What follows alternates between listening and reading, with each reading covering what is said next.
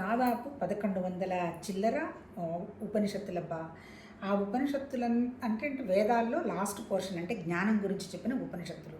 ఆ ఉపనిషత్తుల అంత సారాన్నంతా క్రోడీకరించి బ్రహ్మసూత్రాలు భగవద్గీతగా చెప్పడం జరిగింది మన వ్యాస భగవానుడు. ఎంత వండర్ఫుల్ టెక్స్ట్ అంటే, టెక్స్ట్ అనే దానికంటే అఫ్కోర్స్ పుస్తకమే అయి ఉండొచ్చు, కానీ మన ఋషుల యొక్క భావాలు 100%. ఎట్లా యునానిమస్గా 1108 మంది ఋషులు ఒకే విధంగా ఆలోచించారు. అంటే ఇప్పుడు నాకేమనిపిస్తుందంటే, అప్పుడు వాళ్ళకి పాపం ఎక్కువ కోరికలు లేవు, భౌతికంగా ఏమి మెటీరియల్ లేదు. అంటే అటువంటి పరిస్థితుల్లో వాళ్ళు ఎంతో స్వచ్ఛంగా ఉండి అంటే అందరూ ఋషులందరూ ఒకే రకంగా ఆలోచించారంటే ఏంటి, ఆల్మోస్ట్ ఆల్ 190 మంది ఆలోచన విధానం ఒకటిగానే ఉండేదన్నమాట. ఏం చెప్పారు ఈ ఋషులు నిజంగా ఈ భగవద్గీతలో?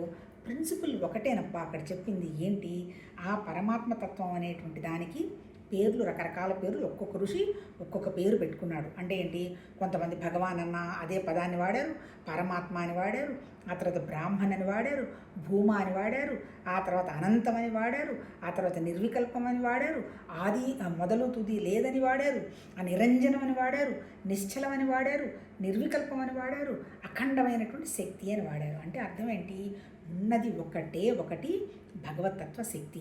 అందులో నుంచే మన కంటికి కనపడుతున్న ప్రతిదీ వ్యక్తమైంది. అంటే ఇంకా మనకు కనపడుతున్న ప్రతిదీ కూడా ఆ భగవతత్వంలోనే భావం తప్ప సపరేట్ కాదు. కాకపోతే ఏమైపోయాము, ఎవరికి వాళ్ళము భౌతికంగా కనపడుతున్నదే సత్యం అనుకుంటూ నాది వేరు, అవతల వాళ్ళు వేరు, నేను వేరు, పరమాత్మతత్వం వేరు అనేటువంటి విషయంగా జారిపోయాం. అంటే ఇప్పుడు జారిపోయాం అనే దానికంటే కూడా అన్ని వేల సంవత్సరాల నాడు ఋషులు రాసినప్పుడే అటువంటి పరిస్థితులు కొద్దో గొప్ప ఉంటాయి. లేకపోతే వాళ్ళు ఇలా ఉండబోతాయని ఆ మహానుభావులు ఊహించారో మనకు తెలియదు. ఇక్కడ అందుకని ఏం చెప్పారు, దైవ లక్షణాలు ఉన్నాయి, అసుర లక్షణాలు మన దగ్గరే ఉన్నాయి. ఎక్కడ ఈ దైవ అసుర లక్షణాలు? మన మనసు దగ్గరే. మన మనసు స్వార్థపూర్వకంగా ఆలోచించాము, అసుర లక్షణం. గొప్పలు పోయాము, అసుర లక్షణం. భౌతికంగా కనపడుతున్నవన్నీ నాకే కావాలని తపన పడ్డాము, అసుర లక్షణం. ఆ తర్వాత నా లాభం కోసం ఎవరినన్నా నియమించేదన్నా చేద్దాం అనుకున్నాం, అసుర లక్షణం. ఈ అసుర లక్షణాలన్నీ ఎక్కడ ఉన్నది? దైవ లక్షణాలు ఉన్నది మన మనసు దగ్గరే, అసుర లక్షణాలు ఉన్నది మన మనసు దగ్గరే.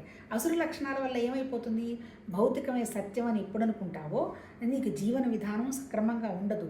ఎప్పుడైతే జీవన విధానం సక్రమంగా ఉండదో తాత్కాలికంగా బాగుంటుందన్నా భవిష్యత్తులో ఏదో జరగబోతుందనేటువంటి భయం ఉంటుంది. వాటిని వదలాలంటే మార్గం ఏంటి అంటే దైవ లక్షణాలను పెంచుకోవాలి. అందులో ముఖ్యమైనది ఏంటి, భయం లేకుండా ఉండాలంటే మన మనసు భగవతత్వం తప్ప ఇంకొకటి ఏమీ లేదు అని గ్రహించాలి. స్వార్థం లేకుండా ఉండాలి. మన మనసు మైండు, మన ప్రాణము మనసు శుద్ధిగా ఉండాలి. అలా